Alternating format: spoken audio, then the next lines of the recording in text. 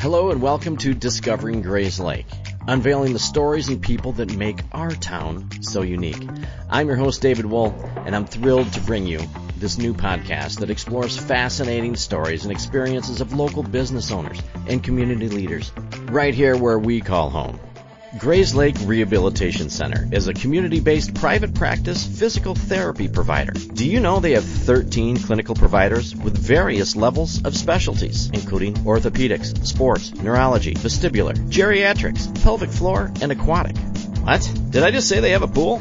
Well, they do, and it's the largest indoor warm water pool in Lake County, featuring 2 underwater treadmills and swim currents, and recently added clinical treatment specialties, in layman's terms, shockwave. They have both radial and focus units that are the newest tool in regenerative medicine, available to everyone. They pride themselves on the most current and up-to-date specialized care to keep you moving. If you're looking for physical therapy, make sure to see our friends at Grays Lake Rehabilitation. Wait. Grays Lake has a record store?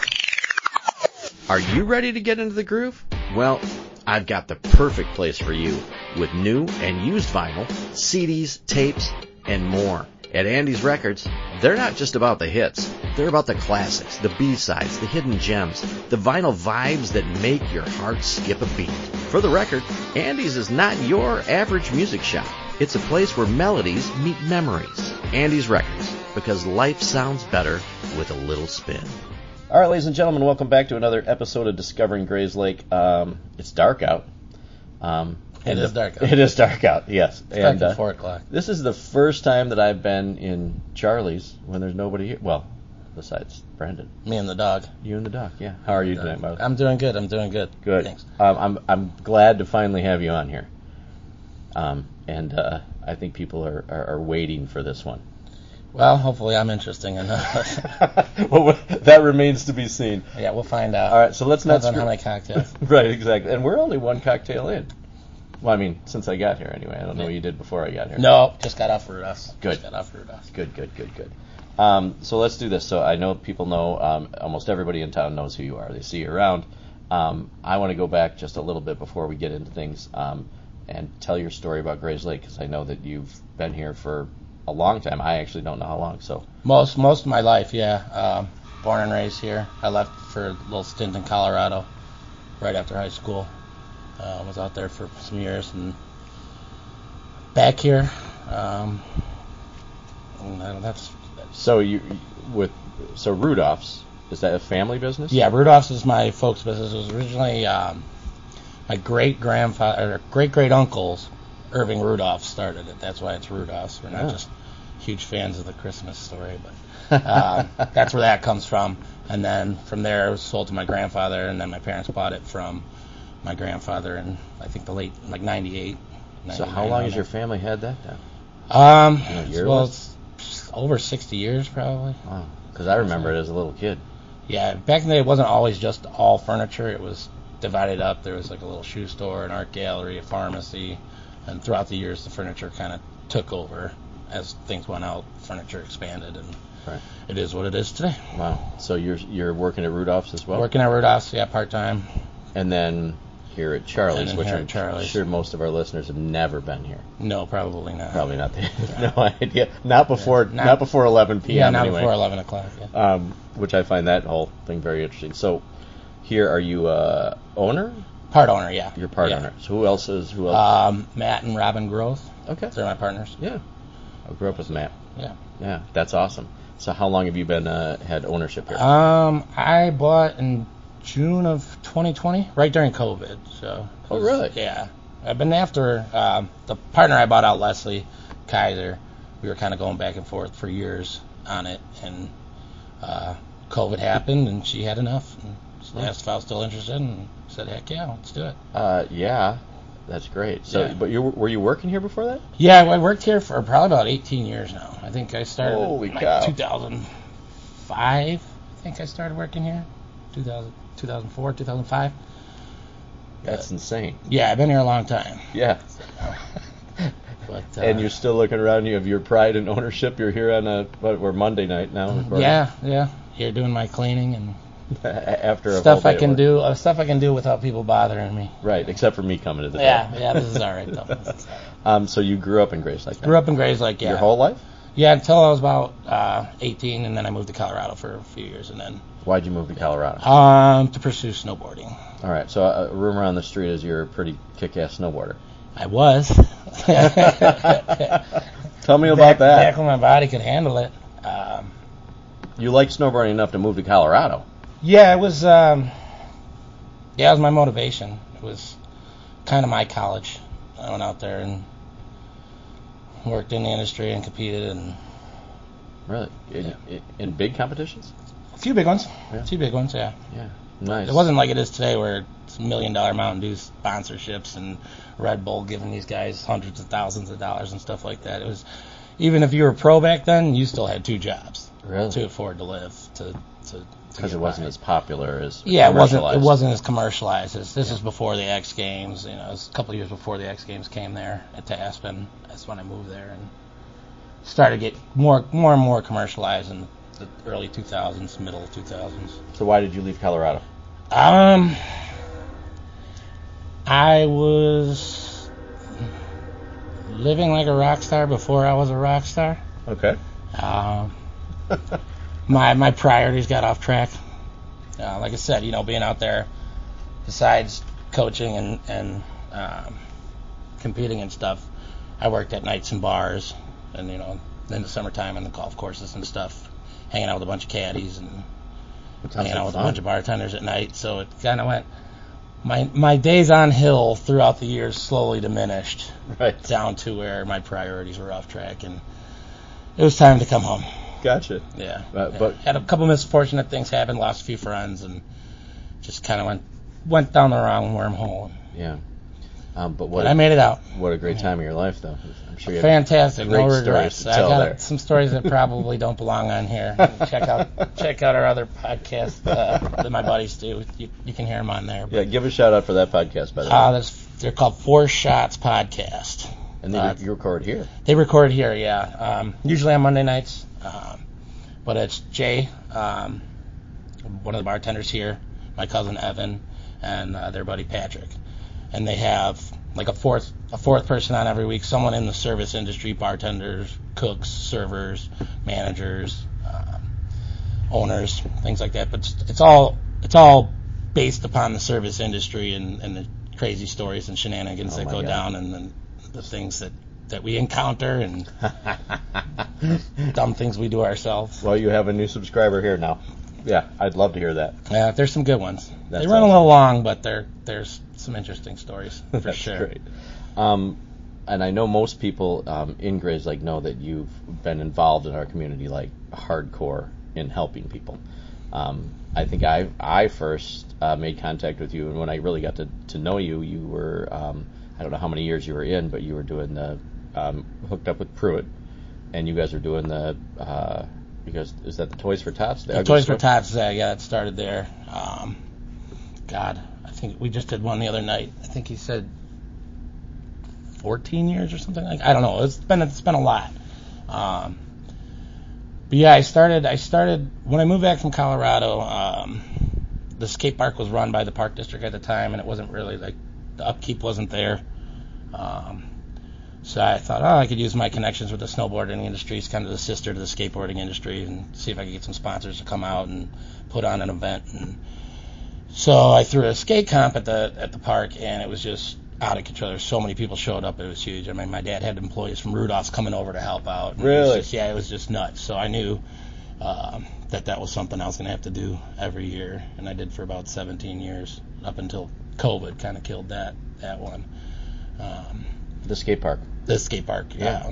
Because I know that was a big passion of yours. Yeah, well, the big thing was originally I got to give a shout out to Gala Insurance, because now when I do the event in the past probably 7 or 8 years, he's donated the insurance, so he's been a sponsor of the event. And huge. So for me originally to do it, the village wanted me to have a pretty big umbrella insurance coverage, sure, which wasn't cheap. So I decided, well, hey, I'm going to throw a pub crawl and sell T-shirts and use that to pay for the insurance and prizes and things like that, and awesome. Other things I couldn't get. And then that was a huge success. The first year we did that, so we did that for, I think that we did like 16 years. I think we've done the pub crawl for that. So that pub crawl was to fund that. That pub crawl was to fund. We called it the crawl for the kids, and it was to fund the insurance for the day of event for the skate park contest. That's huge. Which was a big deal. And then that kind of snowballed into just other different things. People approaching me in town, like, hey, people, you know how to organize events. Like, why don't we do something? It's kind of how I got involved with Safe Place, the women's shelter. We do the Easter Bunny Bar Hop. I do. Yeah. You call it the Bunny Hop? Is that what the Bunny Bar Hop, yeah. Yeah, the Bunny Bar. Basically, we get everybody to go to each bar in town, spread the love around all the different restaurants and bars, and we just ask you to drop off like a toy for an Easter basket, crayons, coloring books, things like that. And then we draw prizes from that and give out raffle off prizes and stuff if you complete each stop or whatever you turn in your sheet. Right. So we get a bunch of local businesses donate a bunch of prizes and stuff like that. And that's a big deal. I've been involved in that. That's a huge, this last year we did like 360 something Easter baskets. Holy cow. Yeah, and it's crazy because there's that many kids that need it. And it's just, it's a battered, abused women's shelter, so these women can't go out to Walmart and shop and do this stuff. So they a Safe Place, I know they really appreciate it. They love it. And how did you get hooked up with a Safe Place? That happened through, I was doing the pub crawl, and Karen Bowes from Emils, she was connected. She knew, she's friends with Kimberly Mudd, who was involved with that, and she had come up to me and asked, how do you get all these people out? We want to do something to raise stuff for, the Safe Place. And I said, well, what's a good time of year? What do they need? Toys for Christmas or what? She goes, really? Like Easter and school supplies and things like that. So I said, Easter was kind of coming up, so I said, well, why don't we do this? And came up with the Bunny Bar Hop, and been at it for like 10 years probably too. So. And that's not like something that's easy to plan either. You got to plan. Like, I'm sure as the years go on. As the years have gone on, all the events like that, they kind of like just run themselves. It's almost like people expect and know what to expect, and they know I'm coming for them as far as getting sponsors and prizes and things like that. Right. But I mean, we draw a lot of business. I really draw a lot of business to downtown Grays Lake. So, well, you're helping for these out restaurants, right. Bringing in 100 people, to their restaurant, they're happy to give me a gift card or whatever, to. I would think to so. donate, yeah. Yeah. So, and everybody's real good about it. So. That's awesome, because then you help our community. You gather baskets, and the community helps get Easter baskets to get to a Safe Place, so everybody wins. So, and like that one too. The first year I did that. We're taking a quick break just to say hello because everybody knows Nano, and Nano knows real estate. And actually, I believe that's the name of her Instagram page. So if you're looking to buy a home, sell a home, or know somebody in the market for a home, contact Nano from Baird & Warner. She's a Grays Lake girl helping out Grays Lake people.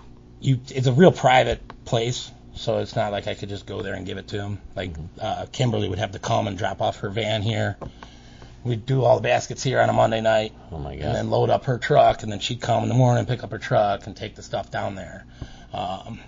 And so the first year was kind of like, oh, okay, so this stuff just all got taken away, and like, okay, I didn't really hear anything, or like a thank you, or I was like, oh, that's kind of weird. And then a few weeks later, I get a big manila envelope, and it's a bunch of cardboard cards made from the kids to the Easter Bunny. Thank you. You saved our Easter. I was sitting there crying at my desk at Rudolph's, like, what the hell? Like, I got to do this again next year. Yeah.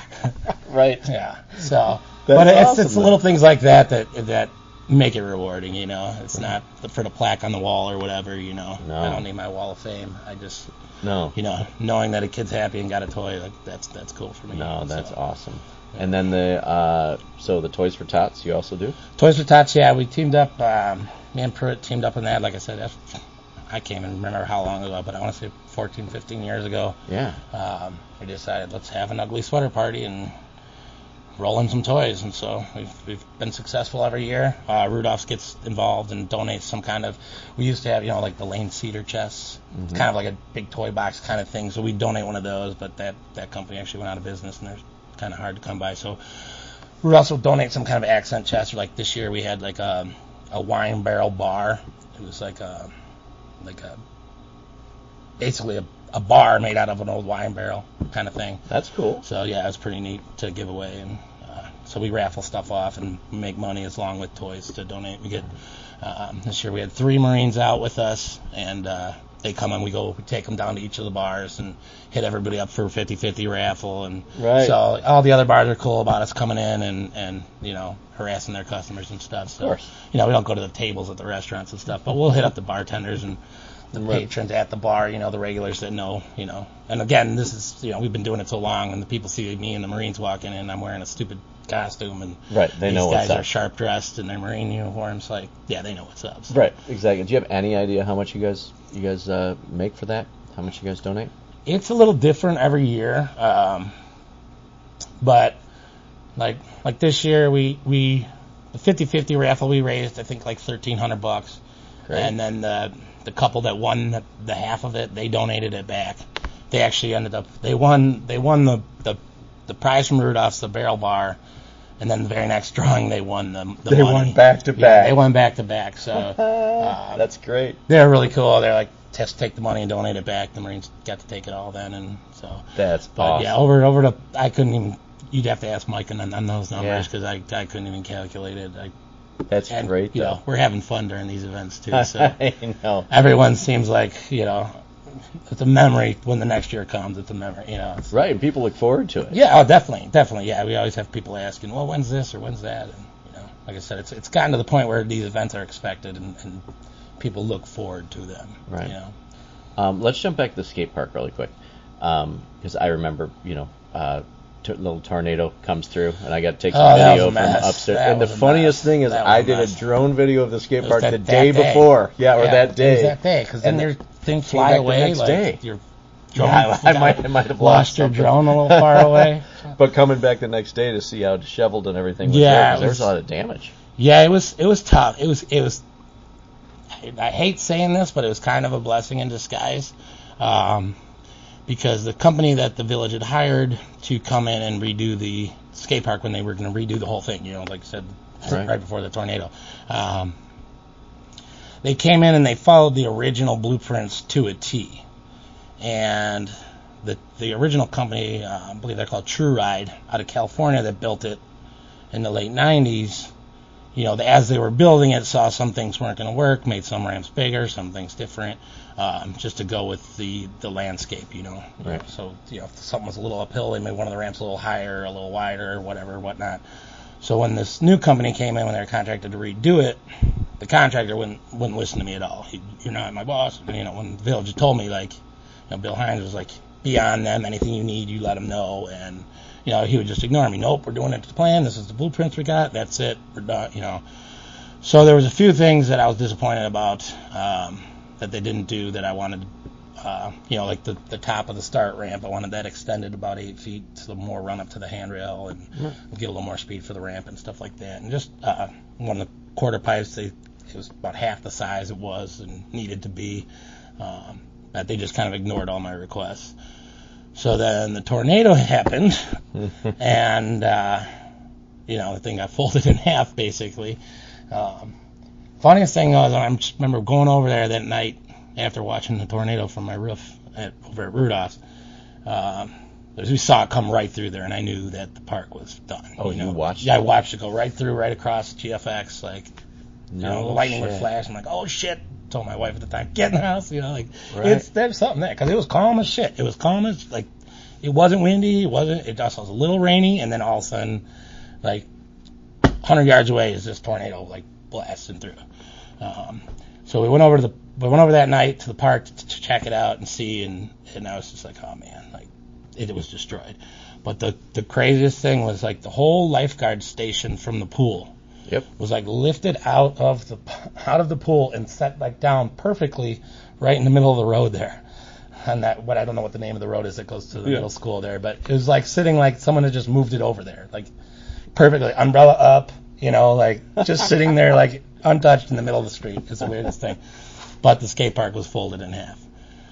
So why I say it was a blessing in disguise is, so somehow on the news, a buddy of mine that works for a ramp building company in California, he's from Grays. He saw it on the news, or saw whatever news of it, Right. and reached out to Mike Pruitt actually, and Pruitt put him in contact with me, and he said, hey, my company will come out and we'll take care of it and fix it for you. How awesome is that? Yeah, it was really awesome. So, I mean, they did the ramps for like X Games and things like that. So these guys are professionals, like real good professionals. So they came out and, they worked with me. I was taking these guys out for beers every night. They were doing what I asked and Right. made the right changes then, and we got it back to close to as original as we could have gotten it. So. Yeah, because it looks great now. Yeah, it's nice. It's And a good park. So it didn't take a whole lot of time to do it too. no, it wasn't too bad. Yeah. Second time around. Yeah. So I wanna ask you about the name of the skate park, because I know that's near and dear to you.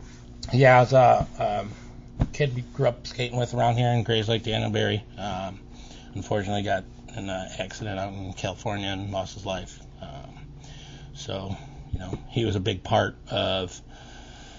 Back when the idea of the skate park was coming around, my dad was a trustee. My buddy Mike Radabaugh's mom was a mayor, Pat Carey. Yep. And they basically said, we were big skaters getting in trouble all the time in the street. And we'd go down to the city and get in trouble. And, so basically they said, if you can petition and get enough people involved, we'll give you the opportunity to build a skate park. So we had our meetings over at it was the old police department, then it was the Oasis, but we'd have meetings in there. We'd be doing Play-Doh models of ramps and stuff. And Awesome. but Daniel was a big part of that process and big part of that skate group. So it was important that he be remembered. Wow. What an honor too. What a cool Yeah, thing to see his name there. it's shitty that's why his name's up there. But Right. But to pay respects to like that. definitely is cool. pay respect. Yeah, I'm sure he would have dug that. It's important. Yeah. Yeah, that's great. So the skate park has been one of your passions through all of the stuff in Grays Lake and helping bring community together. Because that kind of started it. Like I said, that kind of spiraled off into a bunch of other things, and people got to know, I guess, my capabilities of throwing a party. I guess I don't know. Right. Well, you help people gather, and you bring people together. Well, it's easy when it's for a good cause. You know what I mean? Like the Bunny Bar Hop. People come out and they're bar hopping. They're going to 6-7 places downtown here. You spend $10 at Dollar General, and you don't realize how much impact you're really having while you're out on a night drinking, having fun. You know what I mean? At the end of the day, the end result is amazing. What gets actually compiled and put together. Right. I mean, we filled the whole Rudolph's truck full of just baskets. It's awesome. Crazy, yeah. All right, so I'm going to give everybody a challenge. Listen to this episode because it's going to come out not too long before the Bunny Hop happens. So it's happening this year. Yeah, it's coming up, isn't it? Yeah. I can't believe it's already before we even know it. Yeah, Christmas is around the corner. Right, we're recording in the middle of December here. So it'll be here right away. So everybody get out there and support that. And if you can't support it by being here, I'm sure there's donations that could be taken, or anybody that wants to get involved. Yeah, we have people that, they're not going to go out and bar crawl, so we got people will just drop off boxes of stuff to Rudolph's. We'll take donations in there. And that's kind of what we do is we do it on a Saturday night and then collect all the boxes from each of the bars, and we bring all the stuff back to Rudolph's. And on Sunday, my mom and dad, they go through and they organize all the crayons in one area. So we get it all separated into all the different categories. And then that Monday, we truck it all over here, and I get usually 10, 15 volunteers come out, and we have some cocktails, cook a few pizzas, and everybody puts together baskets like a little assembly shop, and that's crazy. Load them up, and then now I'm able to take them over there, so I'll haul them over on Tuesday to them over there. So. That's insane. Do you ever think you'll leave Grays Lake? At this point, no. If I live long enough, probably end up back out west at some point. Right. But no, my roots are here, and I really like it here. I like the town. I love the camaraderie of the town. I love, even in the bar business, it's, First Draft, Emils, they're not my competition. We're all in it together, kind of thing. Like if I run out of something, I know I can run across the street or run down the road, and someone's going to be there for me. I mean, I think it was Grays Lake days last year. Our CO2 had that leak and it ran out, so we didn't have any CO2 for like one of our busiest days of the year. So I'm on the phone with Tom, and got Jack over at Emils, and I got Mike. So finally get a hold of Mike and go truck down to the Vine and borrow a CO2 tank from him, and I get back here, and Tom's already got one hooked up down in our basement for me. So it was like, it's it's just that the little things like that, it's we're all here to help each other, and if someone's down, we know that they're going to get picked up by the rest of the community. So. Yeah, and I was just going to ask you what your favorite thing about Grays Lake is, but I think you. Yeah, that's probably that explains it business-wise, anyway. Yeah, that's one of it. I don't know. It's just a quaint, cool little town, and it's nice living close to town. Walking distance to 7 amazing bars and restaurants and the awesome little shops and stuff. And, so anybody that hasn't been to Charlie's, I think it's funny how the dynamic of different businesses work. So we have 7 bars on this road? Yeah. So there's 7. Most of the people that I associate with, you don't start at Charlie's. Almost everybody I see their Facebook posts or anything, they said, had a great night tonight, blah, blah, blah, and we ended up at Charlie's. Yeah. They always end up at Charlie's. Well, it kind of came about, I think... How does that happen? I think now it was because of COVID. Before COVID, I just think that, we don't serve food, so we're not a restaurant, so people aren't going to, we'd maybe get a couple couples that would come in before dinner and grab a drink and then head out to their reservation or wherever they were eating. Right.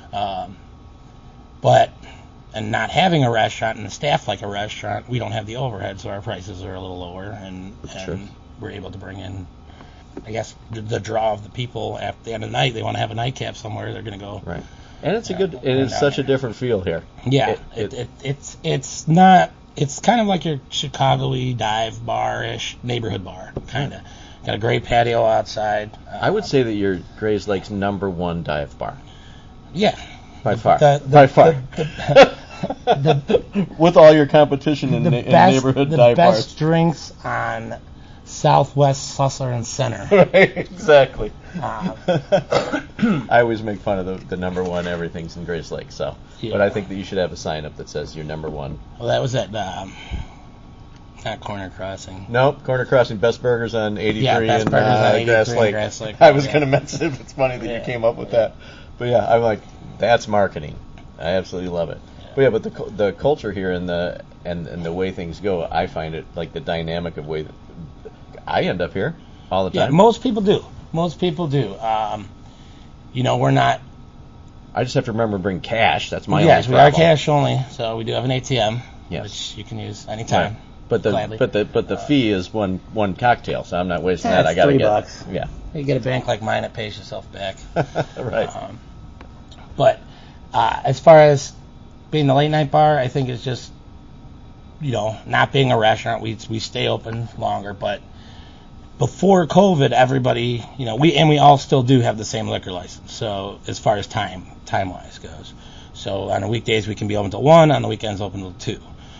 After COVID, with, staffing being so short and restaurants not opening back up to full capacity or full hours and stuff like that, we got a lot of the late night business because the other bars and restaurants shut down at 10:30, 11 o'clock. Right. Well, they got 10 servers and 3 bartenders, right, and how much staff with a bunch of cash in their pocket looking for something to do. You're a server or a bartender. You don't go home after work. You go out to the next place and have a drink. Or a DJ or anything. Yeah, exactly, you got to go out. So we get a lot of the service industry people after COVID that we knew it, like, come on 10:30, 11 o'clock, we're going to get busy. That's why we never shut down early. Like, you don't go home early. You're here till 1 o'clock or you're here till 2 o'clock, 7 or 6 days. Right.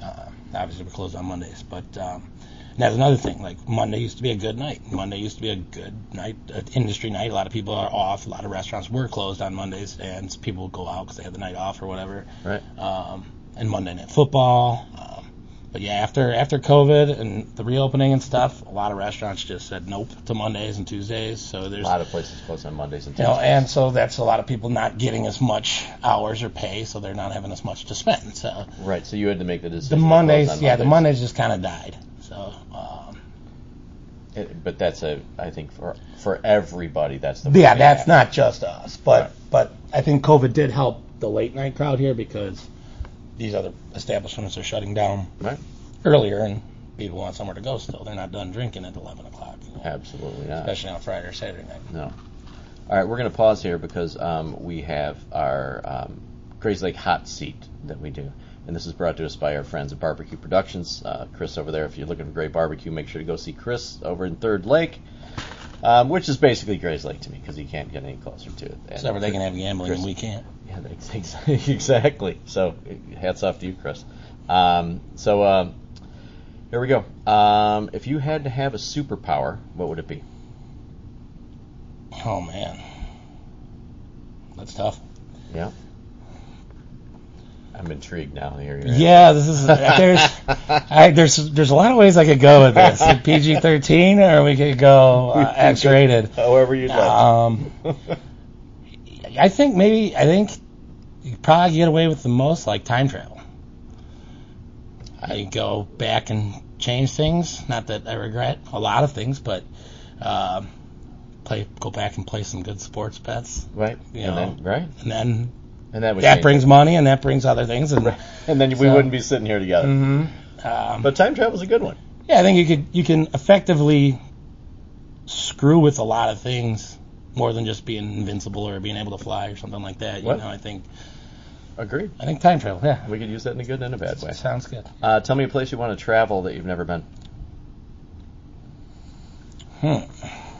There's a few. Probably. I don't know, Sweden or Iceland,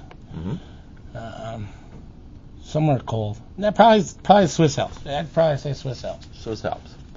Favorite TV show growing up? Favorite TV show growing up? This usually shows people's age, by the way. Yeah. Gosh. Now, growing up, that could mean that could be a range too. Okay. If you could go back in time and have a favorite TV show. Go back in time, I didn't bet the iPad. I don't know, probably like anything Saturday morning cartoons or... Actually, you know what? I'm going to have to go with Price is Right. Because that was a constant. And I still watch The Price is Right. Still watching it, yeah, 40 years later. But yeah, even being a caddy in the caddy shacks in the morning or watching Price is Right. You know, or gambling on what the bet's going to be and the toaster oven, how much it's going to be. That's funny. Yeah, I think Price is Right has steadily been in my life, I think, for 40 years. Funniest person that you know? Oh, man. I'd have to go Jay Clancy. All right. Jay Clancy. I've known him for about 6 or 7 years now, but became a good buddy. But that guy, I mean, he works for me here at Charlie's, and he can have two guys that are ready to fist fight, buying each other shots and hugging in 2 minutes just by turning the situation on himself. And I mean, he could take a terrible situation, and all of a sudden everybody's hugging and laughing. Love it. And the guy, he's quick-witted. He's just, I mean, if you listen to the Four Shots podcast, yeah. Now these guys are drinking heavily on this one, so it's not as tame as this, but you'll see his sense of humor or hear his sense of humor. But yeah, I gotta give a shout out to Jay Clancy. All right, Jay. Your first car you ever had? Ford Taurus station wagon. Oh, hell yeah! And I put in all fuzzy cowl interior. You did not. I took the back spare tire out and built a stereo system in it, put a speaker, subwoofer in there, and lined the roof with black lights. Wow. It was the party mobile. It took about 10 of us at a time to the skate parks out. That's awesome. We'd pile in there. That's the best first car answer I've ever had, by the way. Yeah, that was an interesting car. I'd like to have that one back. That would be fun. Do you have a hidden talent? Hidden talent? No. Probably. They're all to be seen. I put them all out there, I think. I can be kind. That's my hidden talent. There you go. If you had to write a book, what would it be about? Probably my journey through this life. I tell friends stories, and if it wasn't for having friends to be there with me or experience it with me or seen it to believe it, some of the things that I've done that people wouldn't believe. You just wouldn't believe. So I think probably just my journey. Nice. And I'd have somebody else write it. Right. I dictate it to them, and then they can write it. Yeah, they can interview me on me, and then they can write it. We can summarize that. No, talk about the train No horns? train horns. No train horns. We give a shout out for that. If you were forced to take another job of something you're not doing, what would you do? Ooh. What would you want to do? Nothing. Isn't that your job now? Sort of. Yeah. I don't know, like where they just let you sleep and then they do tests on you. Well, they are. I saw something on the newspaper today. I'll send it over to you. Yeah, send me the link to that, would you? I will, and you get paid for Because it. I did a lot of sleeping. Would the 12-year-old version of yourself think you're cool? Probably would think I'm an asshole. Okay. That's fair enough. Yeah, I don't know. At least you're the only honest He'd one. probably kick me in the junk. Like, what'd you do? What'd you do? Do you have a nickname? Not one. I don't think that really stands. I mean, people call me B-Raff or Raff, but in Colorado, I started bartending when I was 18, so they called me Rookie, and that kind of stuck out there for years. And still, my friends out there still call me Rookie. That's awesome. That's just It's funny how it sticks one place and not the other. Yeah, well, I came here, I wasn't a rookie anymore. No. What do you wish you learned sooner? How to save money. I will agree with you there. To be more frugal, for sure. Wow. Yes. But you seem like the same kind of guy like me. Like we live for today. Probably why you and I have Can't bury myself with it. Some crazy ass stories that other people didn't do because they might have been a tad dangerous. Yeah, again, can't. I don't have kids, so I don't have anybody to have to worry about leaving anything for. Or not that I think that my parents or anybody's parents should have to worry about that. No.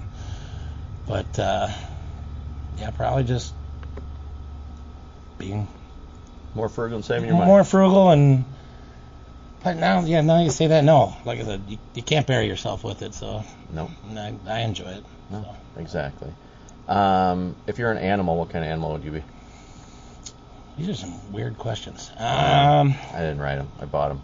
That's Just kidding. The one to follow with, anyway. God, probably a dolphin. Dolphin. All right. Yeah. What was the name of your first pet?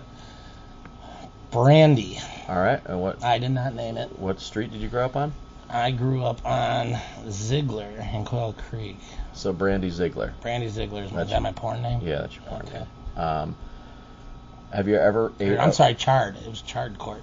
That's Coffee better. cigar. Brandy Chard. Brandy Chard. Either one of those sounds pretty Yeah. pornish. You can. Yeah. I'm just gonna leave it at that. Have you ever eaten a roller dog from a gas station? Yes. You look like you have. Yes. Yeah. What's that supposed to mean? It was a compliment, man. I thought I was the only one. No, between being a poor broke snowboarder and It's a delicacy. the amount of traveling and stuff, yeah, there's always I've eaten some weird Sometimes stuff. you have to do it. Yeah. What's your middle name? Patrick. If you had to have a theme party at your house, what would it be? I always like the good old 80s party. Can't lose with an 80s party. 1 to 10, how good of a driver are you? I'd like to say an 8. The amount you thought about that, we're going to knock it down to a 7. Fair. Did you play a sport in high school? Not really. I was into hockey, and then the skating came along, and that just kind of took all my attention and time. Nice. Because Pretty much up to high school, and then it was like I didn't want the idea of someone telling me what to do, and structure and discipline wasn't really. Oh. I think I found my long-lost brother. Yeah. Possibly. From 1 to 10, 10 being the most likeliest. What's the chance that Bigfoot exists? I'd have to go with 5 on that. All right, maybe he's not my brother. Yeah, I know you're a big fan of Yeah, I'm a big fan of the Squatch. What is your favorite Grays Lake event? Ooh. Not including mine? Yeah, you can't use yours. You can't use yours. That's cheating. I'd probably say Grays Lake Days. Yep. I mean, we're slammed here, so it's great for the bar. I mean, it's unbelievable business for the bar, and for everybody in town, really. It's just a good time. They get good bands out there. It's right out my back door. And, do they ever let you go to goes or anything? Well, in the years past, it was kind of unspoken because we back up to the festival. Right. But yeah, we do it permitted. Like I set up this year, I set up a bar out back, and so we had a bartender sit out back, so save people a few steps from coming in and out. And that's cool. But yeah, nice. If you and I were going to watch a football game, and we're going to Grays Lake for a beer other than Charlie's, where are we going? It doesn't have to be beer though. It could be okay, beer. Whatever. It could be beer. I like Emos. It's good. It's just your sports bar. It's right. It's what it is. Bar food and right, plenty of TVs. Yeah, I might throw you under the bus here, but what's your favorite podcast episode of mine you've listened to?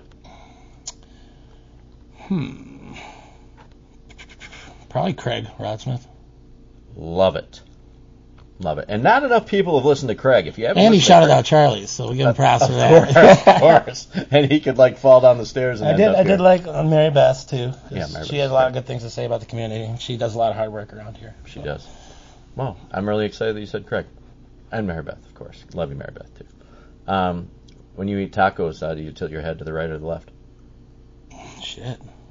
Good question.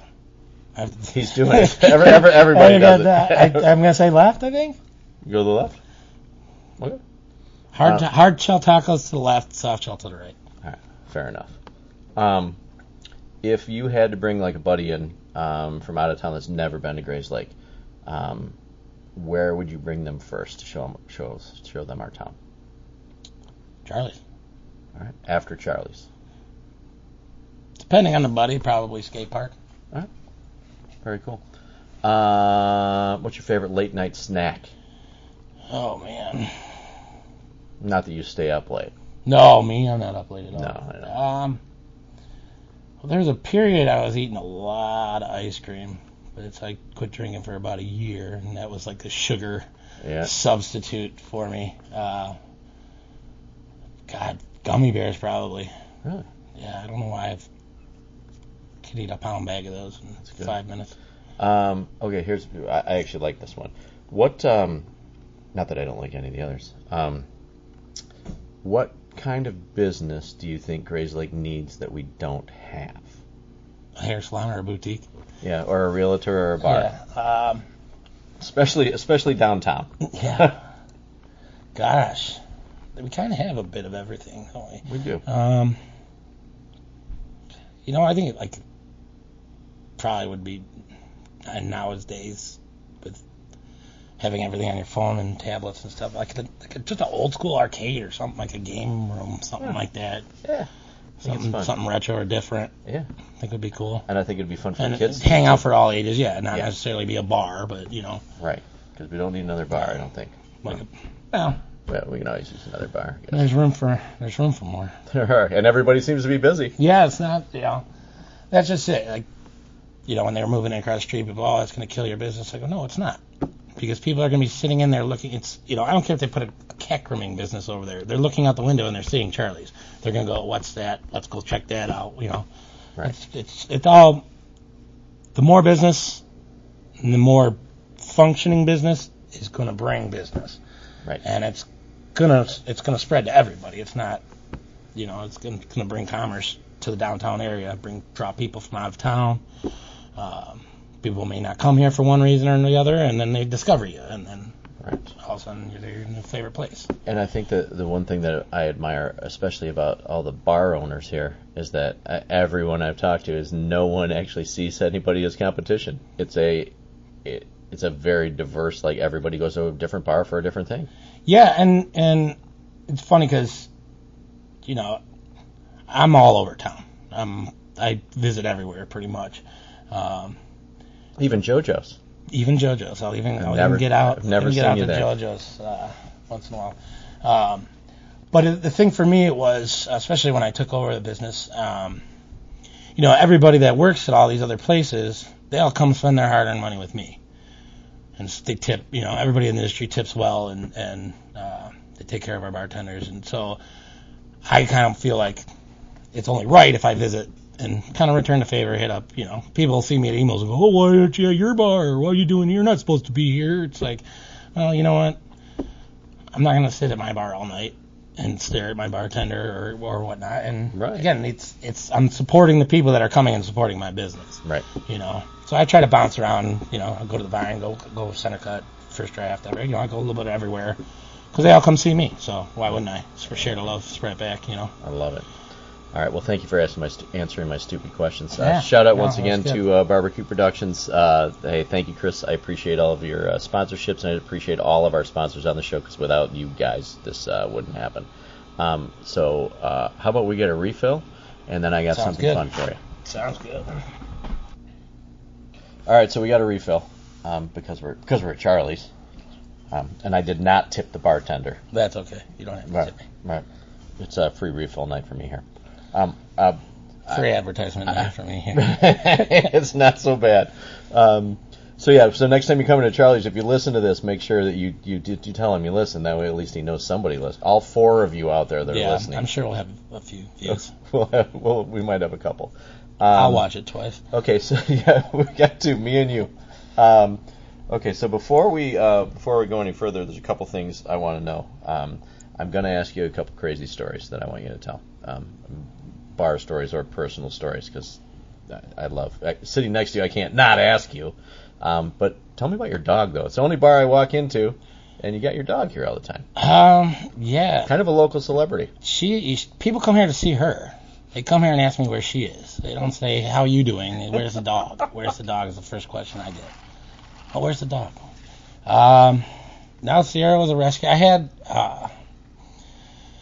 started working here when I came back, kind of got thrown into the mix here when I moved back from Colorado, and at the time I moved home with a dog, and she was in Colorado. It's kind of different because you go to the bank, you go to the restaurant, you go anywhere your dog, and in Aspen anywhere where I lived, it was dog friendly. No matter where you went, if your dog was friendly, you could take it anywhere. Interesting. So I was kind of, for 6 of her years, she was with me no matter where I went. So coming back home, working for my parents at Rudolph's, she was in the store. She was, I'd come uptown, they'd let me bring her in here. And then the owner at the time, Leslie, she had a dog as well. And so we had decided that once they passed that we weren't going to allow dogs in here. And then I got Sierra after Sadie passed. And it just kind of tumbled into, well, that was Rhino, the old owner's dog's friend then, and then it's kind of stuck. So it's kind of unspoken that we're dog friendly, but we pretty much are, yeah. That's nice. Yeah. Also, I was Sierra approved. Sierra approved. You got to meet Sierra first, and if okay. she allows it, she'll let you. I just did a podcast with Dr. Griff not too long ago, and we were talking about the safe. The safe. Yeah, with Bill's Tavern on there. Which was super cool. So the history of this, how much do you know about the history of this building? I know it's here for a long, long time. Yeah. It was, I believe, originally Bill's Tavern. Yeah. There was Catfish Row, I think, and then that became Bill's Tavern. Catfish Row. Catfish Row is actually still the name of the corporation. So really? I get people call, you guys serving catfish? Like, no, because it's in the phone book. It is Catfish Row. No kidding. Yeah, so every once in a while. I wonder what year that was, because Bill's Tavern was. I think Catfish Row was a bar in the city, and they brought it here, and it became doing like DBA, Bill's Tavern. Gotcha. And then I think in the 80s it became Charlie's. Wow. Which was named after a dog. Really? Mm-hmm. Kind of ironic. Ironic, yeah. That's dog friendly. So, and who owned it in the 80s? Who was the original owner of Charlie's? As far back as I know, it was a guy named Jerry Farwell. He had owned the building and the business, and then through the years split it up to a few other women, and now here we are. Wow. So a lot of history in this place. Yeah, there's tons. I think it was here before Prohibition. So.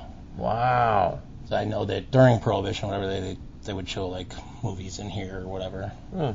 Movies. Right. In quotations. Get the air quotes going. Yeah, I'm pretty sure they were doing more than watching movies, but. Wow. Interesting. That's about as much I know. I know the bar itself, the actual bar and back bar, is a 36 Brunswick, an old kit bar. No kidding. There's a few around. There's a few in the city, in Chicago, and there's another one in Milwaukee. I would. But not. it was great because they're all little individualized pieces. So you got to design it to your space or whatever. So they're all a little different. But I was in Salt Lake City one time. Went into this bar, and it was the exact setup at Charlie's. It was like walking into another world. It was so weird. Kidding. It was so weird, yeah. But yeah, I was like, in the 4 bars that are in Salt Lake City. yeah, that's strange out there. Extremely. In the resort towns, it's not as bad, like Park City and stuff. Right. But I was out there. A friend of mine's little brother moved out there, and him and his buddies weren't 21 yet. So I went out to stay with them and visit them and go snowboard in Salt Lake and Park City and Brighton and stuff. And so I went out by myself because they were all underage. And I was like, I'm going to go down to the local pub or whatever down the street from their house. And yeah, I couldn't get in. They wouldn't let you in unless you had a existing member sponsor you. So I had to sit outside and basically play Hey Mister, like you did for beer when you were 16 outside the Jewel or whatever, to get someone to sponsor me. So I got a guy to sponsor me, and then I had to pay a $5 lifetime cover fee. Oh. And he took your ID and you were in the system, and then I was able to go to that bar now. And I could sponsor Can other you sponsor people. me to go I to could the bring bar? you out there and sponsor Excellent. you and get you in. I've been to Salt Lake. I've never been to a bar there. Yeah, it's different there, and it's almost like the liquor store is like a post office. You got to go in there and you ask them what you want, or tell them what you want, and they bring it to you, and it's all stamped and It's like a dispensary. pretty much, yeah, pretty much. It was like a liquor. If I were dispensary. ever at one, But that's what a lot of them, which was cool, were drive-ups. So you could drive up to the window, give them your identification and stuff, and then they'd bring out your order and you That's drive awesome. away. Yeah, which I thought was weird, for a Mormon state that's right. against all that. Yeah, have a drive-up liquor store. Like, okay, drive-through. Thank you. But the place you walk in had the same bar, the same setup. Yeah, the place I got into, it was the exact same bar. It was wild. I've never I didn't realize at that point that this wasn't just a one-of-a-kind thing. I didn't realize what it was, that it was a kit bar, and it was actually built by Brunswick, like the pool table company. Wow. Yeah, so Wow. there's some history in that. Wow. So as we're sitting here, my phone just went off, and I got a text from Mike Pruitt, legitimately as we're speaking. No shit. So here it is. This is we have a phone-in questions for you. Oh, okay. How about this? This is the first that's happened. So right. he obviously knows we're sitting Yeah. down here together. Are you peeking in the windows? You're open down there right now, Mike. You don't need to be. Okay, so I'm going to not do this in any specific order. This is awesome because I'm going to the one that ends in LOL. Who's your favorite bartender in Grays Lake? Oh. Can I vote for myself? Gosh, that's putting me on the spot, Mike. I know. not That's why he's laughing. I'm gonna have to go with Mr. Jay Clancy on that one again. All right. Hands down, he just fucking cracks me up. All right. Clancy will just cracks me Jay's up. getting shout-outs left and right. All right. Since you've delivered furniture to everyone, how many houses have you been to in Grays Lake? Oh my God, a lot. A lot. A lot. I couldn't give you a specific number on that, but it's funny walking into homes that friends have bought years later, and I know the layout, and they're like, "You delivered a crap ton to this house before." I've been in a lot of people's houses, Legally and illegally. We'll just leave it. 95% legally. I was invited in. What's the craziest thing you did in high school that we can talk about? Craziest thing in high school. No, you went to Grays Lake High School? I went to Grays Lake, yeah. Okay. I didn't really get real crazy, and I don't think till after. I mean, I did stupid shit. We all did stupid shit. We were Exactly. kids. God. Unfortunately, I think all the good ones are after I was 21. All right. Well, we're going to cover those when we get done with Mike's. Oh my God. Okay.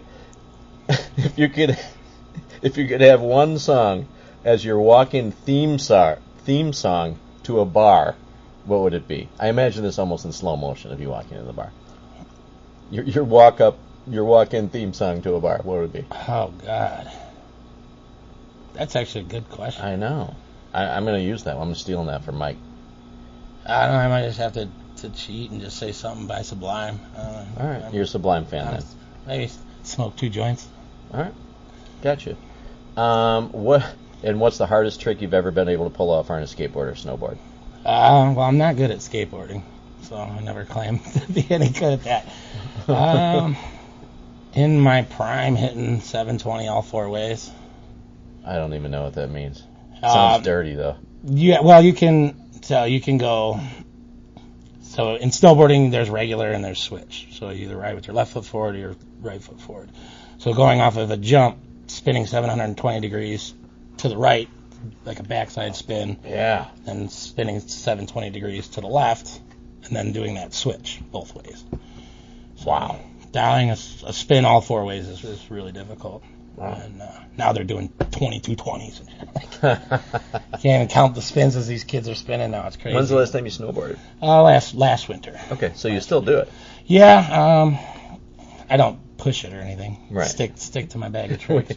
We don't want to throw out a hip or anything. Yeah, right. It's not as easy to get up after you fall when you're 43 than when I was 16. But exactly. Yeah, and it's kind of hard around here too because everything's so small and being spoiled by living out west so long. It gets boring pretty fast. And, at my age, I don't have many friends doing it, so to get someone to go out with, Exactly.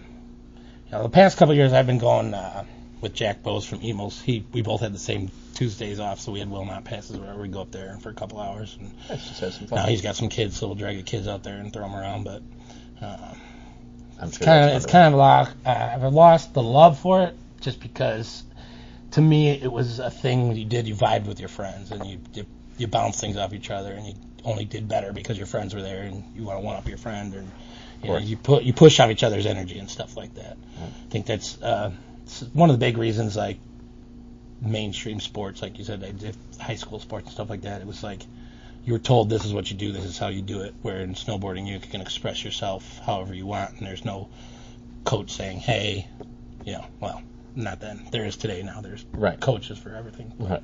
Everything, and lessons for everything. Mm-hmm. All right. So because of our time, we're gonna end here shortly. But since we came across the craziest stories as we took our break, I walked up and I want to hear 1 to 2, at least one really great craziest. Let's go craziest Charlie story that you have. Oh man, I don't want to throw anybody under the bus. Well, you don't have to say names. I know. They'll know who they are. That's all right. Yeah. To be honest, Charlie's is probably, in the 25 years I've been doing this, the least issues I've seen. Really? And I've been here the longest. You got your fights. It's always, you're always going to have your fights. Most of the time, we do a pretty good job of stopping it before it starts. Right. We're small enough, and the bartenders can see everything where we can get to it and put a squash to it. I guess that kind of, craziest for me probably in that regard was probably 5 or 6 years ago. A couple gentlemen in town that are not small guys decided they were going to get into it at the front of the bar, and one of the bartenders screamed, Brendan, and me being Mr. Tough Guy ran up there to split it up and got in between the two guys, and I got my hands out holding on their chests, and I'm looking up at both their chests going, oh shit. Now you're in the middle. I'm in between these two guys. I'm going to get squished like a marshmallow, But fortunately my mouth worked and I got it separated, but that could have been really bad for me. It could have been really, really bad. I'll tell you after who it was, and you'll understand why. You know who you are. You'll understand why. But one night, like we had, this was recent. It was a Sunday night. I was closing. It was probably half hour before I'm getting ready to close up, and 3 ladies walk in, and they sit down, and we're cash only, and they wanted to split one Angry Orchard between the 3 of them, which is $7 or $6. So I said, okay, that's fine, whatever. You guys want to have one nightcap. They came from dinner. I'm not going to say from where, but they seemed fine, and thought it was odd that they were ordering one for the three of them, but so I said $6, and so the girl tries to hand me a credit card. I said, no, we don't take credit cards, we're cash only. Oh, well, we don't have any cash. And so, well, there's an ATM right there. Well, I don't want to pay an ATM fee. It's $3. Just, well, I don't want to pay $3 just to get a $6 drink, blah, blah, blah, blah, blah. Can I Venmo you? And I said, sure. Venmo me $20, I'll give you $20. So the girl goes, I'll Venmo you $25. So she Venmos me $25 to get the $20, which she could have just got out of the ATM for $3. She just lost. So now I'm like, all right, maybe they only need one Angry Orchard. They're not the brightest. So whatever, I give them 3 cups and give them the Angry Orchard and kind of go on, starting to clean up and stock up and stuff for the night, and look up and one of the girls is gone. Okay, a few minutes go by, she's still gone. Now another one's gone. She goes into the bathroom. Okay, so there's 2 girls in the bathroom right now. We can't have that. It's a single bathroom. Whatever. So I knock on the door. We're fine. We'll be on a second. So, okay, whatever. It's been about 10 minutes now, and the 3rd girl goes into the bathroom. Now I'm like, all right, what's going on? And so I'm knocking on the door. They're like, look, we're fine. Let us be, we're fine. So I'm like, you guys can't all be in there, whatever. So a few minutes later, they come out of the bathroom, and they beeline it to the front door. Kind of no bye, no thanks, just straight out the front door. So immediately I knew something was up. So they did something in there. Right. So I go in the bathroom, and one of the girls had threw up.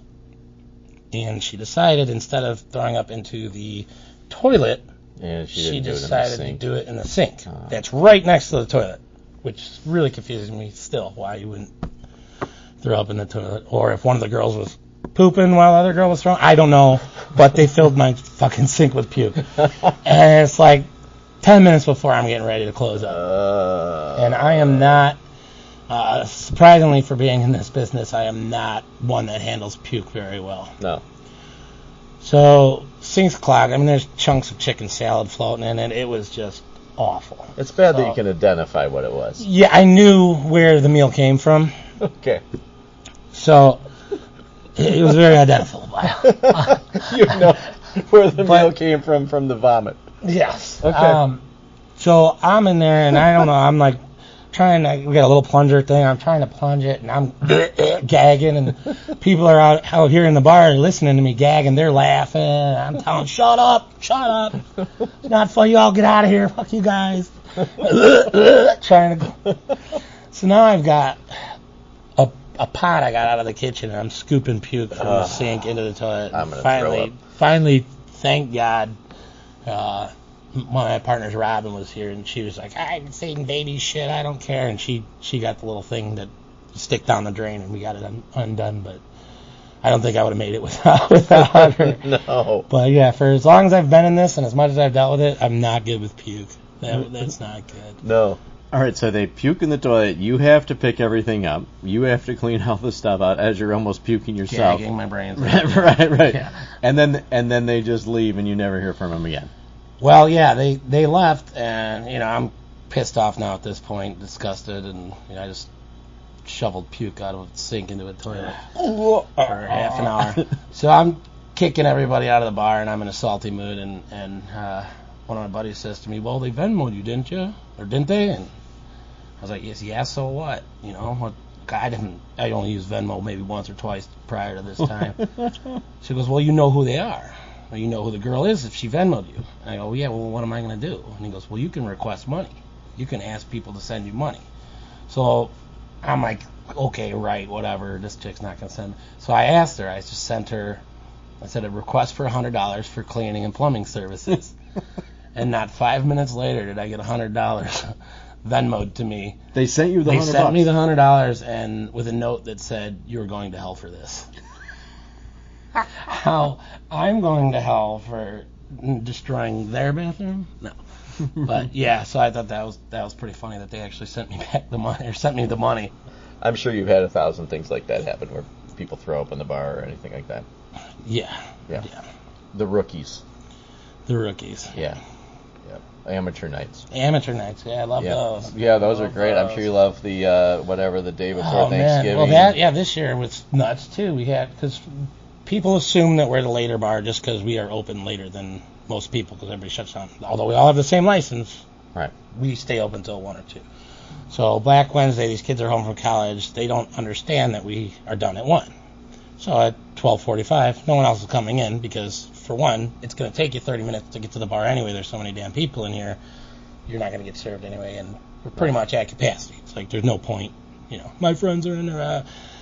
Well, their friends are going to be out of here in 2 minutes. So trust me, I'm working on it. I'm not letting more people in. But I had probably a group of 15 to 20 college kids. I'm probably freshly 21-year-olds. Literally trying to push in the door, push in on me, and I'm holding the door frame, using all my force to keep people forced out, and can't lock the door because I got 100 people in here, and I'm trying to get them out, and so people are trying to sneak in the front and back. It's a shit show, and it just the concept that we are closing just doesn't equate in their brains for some reason. Give a 21-year-old a couple drinks. And, hence the reason I don't come out on that night. Yeah, I wouldn't if I didn't have to. Right. But you can make some money that night. So it's a great. It's one of our best nights of the year. So it's. What's the second best night of the year? It's been back and forth the past couple of years between Halloween and Grays Lake Days. Really? Yeah. Black Fridays. I think Black Friday, Grays Lake Days, and Halloween. It's a toss up and it's very close every year. But Halloween, all of a sudden, the past couple of years has been crazy here, so we have a lot of fun with it. I'm going to give you an opportunity to share one more great story. It doesn't have to be from here. Let's tell a good Brandon Rafferty story. I don't think there's many appropriate. If you don't want to share, you don't have to share. Somebody's listening right now going, come on, do it. Yeah, I know. That's what I'm worried about. But you don't have to. I'm not a pusher. I'm not making you do anything. I will go with one from here. It's not necessarily crazy, but it was kind of clever. Oh, sorry. All right. Yeah, sorry. I think it was St. Patrick's Day, or one of the weird holidays where everybody's out drinking too much. But I had jumped behind the bar to give a hand. There got kind of a rush at once, so I'll jump back there time after time and help out or whatever. And this guy is ordering a couple of shots. So I go to grab the shots, and one of my bartenders turns to me and goes, hey, no. I told him no, his friend, they came in wasted. I said, oh, where's his friend? And his friend, he points to him, he's over at the ATM, and he's trying to put his credit card in the receipt slot to the ATM. So I'm like, that must be who he's talking about. So I go over by the ATM, and I tell the guy, I'm like, hey, you don't need to get money out, don't worry about it. We're not going to serve you. We're going to have to ask you to leave. My bartender's told you were overserved. So he's getting argumentative with me, and finally, I'm busy. It's slammed in here, and I can't be just arguing with this guy up in front. So I kind of grab him by the arm. I'm like, look, bud, just let me get you out of here. And even his friend was like, dude, come on, let's go. And he screamed, fuck you to his friend. No, fuck. So this guy wasn't a small guy, but he was drunk, so I clearly had the advantage. But the second I grabbed his arm, he jerked back in resistance and started screaming at me, telling me how he's so rich and he's going to file a lawsuit against me if I put my hands on him, blah, blah, blah. So finally I tell the guy, I'm like, you know what? I don't have time to argue with you. This is your last chance. I'm calling the cops. If you don't want the cops to come and take you out, just go. There won't be an issue. Come back tomorrow when you're sober. It's fine. Fuck you. I said, okay. I gave you, that's it, calling the cops. And then he says to me, well, instead of that, how about I give you a line of Coke and we call it even? So I look at the guy like, how dumb can you be now? I'm like, no, now you're really going to fucking go. Now I had it. I call the cops and this guy's in here. He's being combative. He won't leave. Blah, blah, blah. So the cops come over. They get him and they drag him outside. Problem solved, right? So about 15, 20 minutes goes by and I look outside and I see there's still a bunch of cops gathered out front with this guy. And I walked out the front door and just kind of say what's going on? I don't necessarily need 5 cops standing in front of my business because people will walk by and go, oh, nope, we're not going to go there or whatever, Right. Not that I encourage the police to do walkthroughs. I enjoy their presence. I think it's good that they need to be known that they're around. Absolutely. But, congregating at my front door with some drunk asshole being an idiot, like move it around the corner or something, whatever. So I go outside to peek and see what's going on, and he looks at me and he points at me and he goes, "That's the motherfucker. He kicked me out because he's racist." And the guy was like barely half Asian, I think. And I'm like, and this point I was just fed up. And I was like, "No, dude, I kicked you out because you're belligerent, and then you offered me cocaine." And so I said this in front of all the cops. And he just kind of was like, so I go, "Good night, guys." And I come inside. So now they're out there for 10 minutes or so goes by, and one of the officers comes in. He's like, "Hey, can I talk to you?" I'm like, "Yeah, go." He's like, "No, we should really go somewhere private." I'm like, "Oh, okay." So I take him back into the kitchen. I'm like, "What's up? What's going on?" He goes, "Well, he did admit to having the cocaine. He fessed up for having the cocaine. But he told us you sold it to him." Oh, my God. Yeah. So, I mean, kudos, because that's a pretty clever move. It is a good move, especially that drunk. Right. Yeah, like, oh, no. Yeah, I got coke, but he was trying to get me in trouble, too. He's giving it to his dealer. Right. And the cops know me, and everybody knows me in town, so they know that it was bullshit. So he's like, "He just got to ask you, did you sell him the coke?" I'm like, "No, I didn't. Obviously, clearly, for when I don't need to be selling cocaine, I'm selling gobs and gobs of liquor." Right. Like, that's not my thing, dude, And so we're just kind of laughing back there, and as we're walking out, I'm like, I'm just kind of giggling because I thought it was clever. I thought it was funny, but like, screw this guy, But, so yeah, he ends up spending the weekend over at Grace Lake. So, oh, nice. Yeah, he got what he deserved. Yeah, but the free hotel. I just thought that was pretty clever. I've never had someone turn it on me like that before. Right. Like, okay, what? But you never know what you're going to deal with. Never know what you're going to get. So that was a first for me. That was kind of wild. I mean, that's awesome, though. Other than, I've got tons of streaking stories. I've got tons of fights and all that shit. But that one kind of to me was like, that was a first. That's a good one. But you've had streakers in here too? I've been the streaker. Oh, you've been the streaker. I've been the streaker. Okay. There have been streakers. Not at Charlie's. Right, but just in general. And yes. There's no crime in that. Well, except for public indecency. Besides that. Yeah. There's a lot of crime in it, actually. You know that for a fact. I do. Okay. Well, okay. All right. I'll give you one. Yeah, we got one more, and then we're closing up. I'll give you one more one about streaking. So I was visiting a friend down south, and we went to this karaoke bar or whatever, and needless to say, the bartender was being rude and extremely racist to one of my friends. Racist to them. Racist. Like, we're getting the fuck out of here. Like, fuck this place. Like, we're not going to let her treat you like this. Like, we don't need to be here. We're not giving this guy our money. Right. So we were a little tuned up, and I look at my buddy and I go, "Follow me." And so he follows me in the bathroom, and at this place they had no stall doors on their bathroom stalls. So I just get in the stall and I strip down butt naked and put my tennis shoes back on, and I give him my clothes. And I said, "Go get in your car, pull up out front." He's, "What are you doing?" And I'm like, "Just pull up out front and be ready to go." So he goes, and I wait a couple of minutes, and then I run out and I just jump up on the karaoke stage and doing jumping jacks in front of the screen, and everybody saw everything.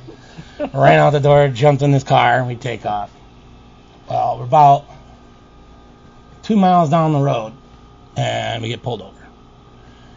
And I'm going, "Where are my clothes? Where are my clothes?" And he's like, "I gave them to my brother, who was in a different car." Oh, no. So I'm sitting shotgun in his car, butt naked, and we're pulled over. Oh. So now I'm like, we're getting pulled over because the bar probably called and said, "Hey, this guy fucking streaked in the bar," and blah, blah, blah. Hard blah, to blah. say it's not you at this point. Right. So I'm like, we're fucked. And the cop comes up, looks in the car, kind of double takes, and he says, "Do you know why I pulled you over?" And my buddy's like, "No, sir, not sure." And he's like, "Your tail light's out." No. And my buddy's like, "Oh, I'm sorry, I had no idea." He's like, "Well, that's why I'm pulling over to tell you." And he flashes his flashlight at me, and he goes, "I don't have any more questions," and walks away and takes off. That's awesome. So he didn't want to deal with anything. Yeah, I don't know what the hell he thought was going on, but he just let us go. And so I want to know what the conversation in the car was after the cop leaves. Very quiet. It was, "Find your brother," Right. and "We need to get my clothes." So we actually met up at another bar and got my clothes, and then in the heat of that night, we ended up having it like 2 more places just for the hell of it. Because you have to. Because I was 24 and dumb, 25 and dumb. That's awesome. But yeah, so give me at least one just more. A funny one. When I was out living in Colorado, I had worked in the summers at a golf course, a private golf course, and these guys are totally loaded. Well, it was around Halloween time, and Halloween time in Aspen was a big locals night out. Everybody dressed up, everybody partied at all the different bars and stuff. And one of the guys that I caddied for, he decided he was going to throw a Halloween party, and he rented out like a retail store in downtown Aspen. And I don't know how, but he did. He rented out this whole store, and he hired a bunch of bartenders and bouncers and stuff from around town to work his party, to work his private party. Right. So he had asked me to do it, and I wasn't going to pass up on the money. So, I was like all in, whatever. Got a couple of my buddies that I worked with, some bouncers that I worked with at another bar, and got a group together to work for him to work this party. Well, like a week prior, I had bought a Spider-Man like onesie, like skin tight suit for Halloween, and kind of bummed that I wasn't gonna be able to use it that year or whatever, because we had to be in suits with the earpiece, the full 9, like at this party. So what I did is I wore the the Spider-Man suit underneath my suit, and like I said, this was in like a retail, like a consignment retail shop. So there was dressing rooms. So I would, throughout the night, I'd dip off into the dressing room, lose the suit, come out as Spider-Man, and go throughout the party, mingle throughout the party. Nobody knows who the hell I am because I'm in full-on Spider-Man costume. Right. So now I get the idea to start messing with the bouncers and the bartenders and some of the entertainment that was there. And what kind of entertainment? Live entertainment, we'll just say that. All right. So I did this probably like 5 or 6 times throughout the night, and then I'd dip back in the changing room, put my gear back on, and go back out, and then say over the microphone or over our radios, like, oh, who's this Spider-Man guy? Who's this Spider-Man guy? And I'd be getting messages back from, yeah, he's been fucking with us. He's been messing with me too. I just saw him go this way. So I got these guys going all night long, and it was at the end of the night. Then we were all sitting around. There was probably 8 or 9 of us that all worked the party, but we're all sitting around kind of counting tips out and telling stories about the night or whatever, just shooting the shit after an end of a long shift, and one of the guys goes, man, did anybody ever figure out who that fucking Spider-Man asshole was fucking with everybody? And at this point, I'm about to lose it, because they're all telling stories about Spider-Man and how he fucked with them and what he was doing and this and that. And so I kind of unbuttoned my shirt a little bit, nice, so you could see the Spider-Man outfit underneath, and no one caught on, no one saw it, and so I was like, well, I don't know who the Spider-Man was, but I know who Peter Parker is, and I kind of opened up my shirt, and you motherfucker, you got us going. Oh, they were so mad at me. Did the guy that hired you for the party know? Yeah. Well, at the end, I fucked with everybody, guests, my friends, everybody. I messed with everybody, and no one figured it out until the end of the night when I revealed myself. And the guy that ran the party, was he cool with it? Oh, he thought it was hysterical. Yeah, he was a young guy. He was probably, I was probably 21, 22 at the time, and he was probably like 35, just loaded out the yin yang. But that's awesome. Yeah, he got a kick out of it. So it was all in good fun. But I really messed with everybody. Nice. We're probably over time on this, but since we're telling this, you and I chatted offline, but. You got just one more story. Hey, if you're listening, you're driving your car, you're walking wherever, you got time for one more Rafferty story. So it's not really a crazy story or nothing, but some of the guys that I worked with that night were rugby players that would be flown in from South Africa by rich Aspenites, because they're really big on their rugby there, and they want to be champions every year, so they fly in these ringers from all over the world, and these guys are 6'6", 7 foot, 300-pound monsters, So they would, at nighttime, they would work as bouncers and stuff at the bars and nightclubs. But these guys were crazy. I mean, these guys were just nuts. But I remember we was at the end of the night, they'd all want to do tequila shots. And the way they did the tequila shots was you snort the salt, you squirt the lime in your eye, and then you shoot the tequila. And you don't, yes. No. It was not good. No. But you don't say no to these guys. They're Because they'll kill you. Yes, they're guys. Like I was actually during that party when I was messing with them, I was kind of worried that I was going to get squashed by one of them at some point. Kind of shocked I didn't actually, because I was fucking with them pretty good. But yeah, so every night at the end of the shift we'd do 3, 4, 5 shots of tequila, but squirting the lime in your eye and say, oh my god, it was awful. Go home eye just leaking and nose burning. I think the snorting the salt would be the worst. The snorting the salt was the bad part for Yeah. sure. Was the bad part for sure. But like I said, I wanted these guys as my buddies, so I wasn't going to tell them no. Right. So living in Aspen was awesome. Yeah, well, I like to say it's like falling down the rabbit hole. It was strange. It was definitely different. It's two completely worlds colliding. You got the bum skiers and snowboarders, and then the 1% of the 1% living out there. So Right. there's a lot of interesting things went on in that town. Can't But even. I could go on for days. I can't even. All right, we stop in stories there. Or you have any more? I mean, you have. I've more. got tons, but that are appropriate. Right. Probably not. So we'll leave the people that are listening, the people that need to know. If you know, you know. Yes. All right. Well, I think That's about the most PG one I can give you. That's the PG one. That's the PG All right. one. So as we shut this off, we're going to share some more. But I want to thank you so much. Thanks for spending coming time over with me. and doing this. It's been fun. And if you're in Grays Lake, come to Charlie's. Come say hi. Make sure to mention the Yes, podcast. stop by, say hi to Sierra. Yeah, check out Not the new me. remodel that we've done. The remodel here. A little bit. Yeah. I'm gonna work back there. Yeah, so it's good. And now that I know about the bar, I think that's one of the very Yeah, it's a cool interesting fact that not a lot of people understand. Like, it was actually like, you could order a house on your Sears catalog back in the day. You piece Right. by piece. So It's it's awesome. kind of interesting. Yeah. It's very cool. So, All right. But yeah, definitely stop by and see us. Yeah. 255 Center Street. Yep. Y'all And know bring- where we're at. And bring cash. Bring cash or use the ATM. Use the That's fine too. ATM. That's fine too. That's awesome. I get $3. That's excellent. All right, so thank you everybody for listening once again. If you are listening anywhere, whether you're on Spotify, whether you're on Apple Podcasts, wherever you're listening, make sure to subscribe. Make sure to give this a like. Write us a review on there too, and let us know what you think about this episode specifically.